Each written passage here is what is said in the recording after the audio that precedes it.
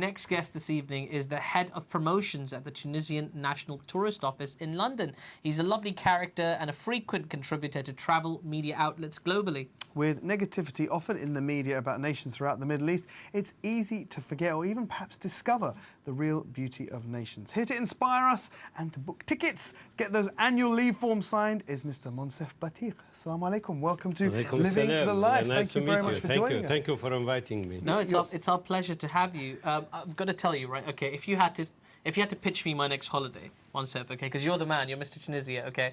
If you had to pitch me my next holiday, why should I go to Tunisia? Give me 3 reasons. Proximity. Okay. Good start. It's only 2.5 hours from London. You get the genuine smile in Tunisia. Okay. You know, not particularly the commercial smile, but the genuine smile, because we consider the visitor as a guest first and foremost. Okay. So we must look after the guests. And 3,000 years of history. Yeah, Marvellous. that's pretty good reasons. I'm sold. And only 2.5 hours away. I think most people would really be quite amazed at that it's 2.5 hours away. And of course it is. It's just there on the coast, just on the tip of Europe, really, isn't it? Yeah, well, I mean, on a clear day from my lounge in Tunis, I can see Sicily. Wow, It's that's only amazing. 57 miles, you know, across the sea. Before we find out a little bit more about Tunisia, which I want to do, I'm more interested in our producer and why he needs to see a psychiatrist. There used to be a saying in the 70s which says in French, voir Venise et mourir. That means once you've seen Venice, yes, you may die, you don't mind. Oh, because really? you've seen You've seen it all. Okay, gotcha. And I believe, if somebody hasn't been to my country, it's something missing in their lives. So eventually they need to see a psychiatrist. Okay. You know, so they can advise them why they haven't been to Tunisia, something missing in their lives. Well, I'll politely not ask our next guest, our other guest, if she's been to Tunisia. I have. Oh, you have? there we go. So you don't need to see a Lovely. psychiatrist. No. Fantastic. Where did you go in Tunisia when you went? Oh, well, it was a long time ago, but I went to Hammamet with my parents. Oh, Brilliant. wonderful. Lovely, lovely. What's the best place to see in that part of Tunisia? Well, Hammamet, as our guest mentioned, is the first touristic resort in Tunisia.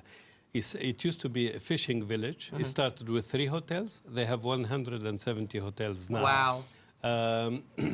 What is interesting in Tunisia, it's from north to south, you can see many things. For example, in the north, if you go to Tabarka, for example, you have the forest, you have the mountains, you have the golf, 5-star hotels there. Sorry, you just mentioned Tabarka. I think we've got an image of a Tabarka here, We do, yeah. which we can show in a second. There we go. That is just gorgeous. Isn't it? You don't. It is. I mean, you know, I must profess my ignorance when it comes to parts of North Africa, and I certainly wouldn't imagine it to be. You know, that looks like London green, almost. yeah. It's so So green. green, It looks yeah, like yeah. the English Let's countryside. be honest, that looks so much nicer than the English countryside. the English countryside. Actually, I took some guests, UK guests, and they said to me when we visited Tunisia, they say it could be anywhere in England, Yeah. countryside. It's so green, despite the fact that we don't have much rain, but the children have been educated to be careful with the water. So we are really teaching the children that water is paramount to their lives. So that's why Tunisia is green. We have a lot of irrigation systems and so on. I mean, you mentioned 3,000 years of history, and you've got, as you said, you've got these green areas, 5-star hotels, but there's that history. You've got these amphitheatres, which are in more desert regions as well. And, Yes, you know, so there's yes. that complete contrast. Oh, there we see one. That's beautiful. Look at that. Yeah. That Wow. looks like That's the Al Colosseum. Jam Colosseum, Yes, and it's much better preserved than the one in Rome. Really? Why? Because in Rome they have pollution. We Yeah, don't yeah, have you don't have pollution. pollution. And part of Gladiator film was filmed there, actually, with Do you know what I Russell was Crowe. going to Really? ask you? Yes. Was that the one from Gladiator? Because it Yes. actually looked like it. I thought it was all Yes, CGI. yes, Amanda, yes. you said you've actually been there. Yes, it was a long time ago when I was a child, but I do remember But it. you remember it, was yes. Well, very it's such striking. an iconic image. It's It the sort really of is, thing yeah. that'd be seared on your memory, wouldn't It it? did, it made me think of Gladiator. It made me I think of looked Gladiator at it. as soon as It looks I like the saw it. Colosseum. And Yeah. to name few, English Patient was filmed there. The whole film.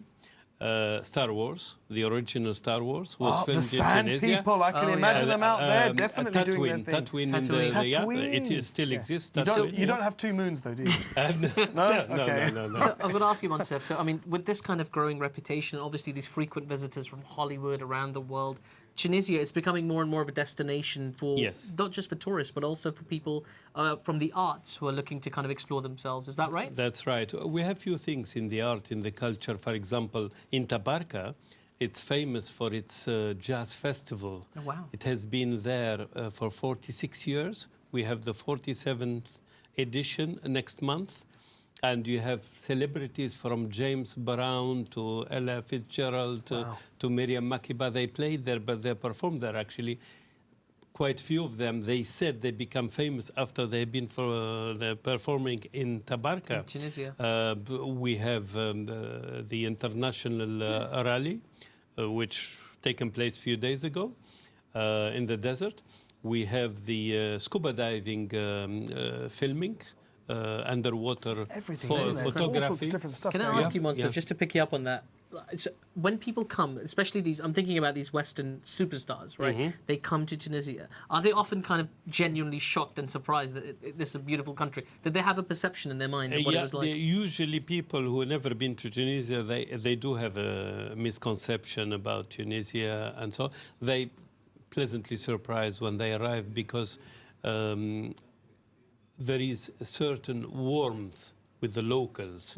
They just love the visitors. You know, I mean, you wouldn't be surprised if you are invited to the waiter's house to eat a local meal. I think that's something to do with Arab culture as well, Yes, isn't it? yes, Because it is, I've noticed that travelling Yeah. in the Middle East and in North Africa, Yeah. you do literally get invited back to people's houses. Even better the word Arabic.